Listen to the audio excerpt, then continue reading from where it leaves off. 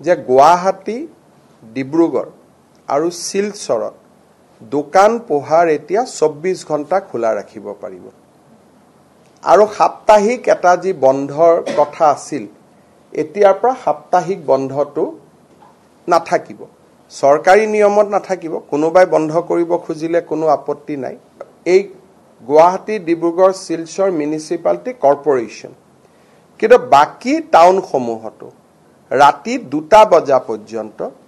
দোকান পোহাৰ খোলা ৰাখিব পাৰিব শ্ৰমিকক মই 24 ঘণ্টা দোকান খোলা ৰাখিলো তাৰমানে শ্ৰমিকৰ 3টা শিফট কৰিব লাগিব তাৰমানে শ্ৰমিকসকলক কষ্টত দি পেলাই এটো সুবিধা নহয় ইয়াৰ ফলত এমপ্লয়মেন্ট যাতে বৃদ্ধি হয় 9 আৱাৰ্ছৰ কাৰণে যদি দোকানখনে 2টা এমপ্লয়ি ৰাখিছিল এতিয়া 24 ঘণ্টাৰ কাৰণে তেওঁ 2টা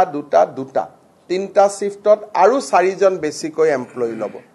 দোকানেটো ওয়াইন শপও হয় কিন্তু ওয়াইন শপ খেনি আমি পুৰা 24 ঘণ্টা খুলিব নিদিও ওয়াইন শপ খেনি অলপ আগতিয়াকৈ বন্ধ কৰি দিব ওয়াইন শপ খেনি 2টা মান বজালৈকে এতিয়া 12টা লৈকে চলে তেওঁলোকক পুৰা গুটে ৰাতি নিদিও তেওঁলোকক অলপ কমাই দিম সব নহলে এমপ্লয়মেন্ট নহব সেইকাৰণে কিন্তু ওয়াইন শপ খেনি গুটে ৰাতি দিলে অলপ বেয়া হ'ব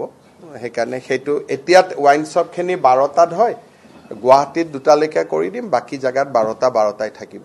বাকি ডিব্ৰুগড় শিলচৰ আদিত ওয়াইন শপটো বঢ়াই নিদিও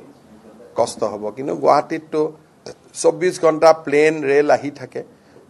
গতিকে গুৱাহাটীটো 2টা বজালৈকে দিম বাকি ওয়াইন শপ খেনি যেনেকে আগত আছিল তেনেকে থাকিব ওয়াইন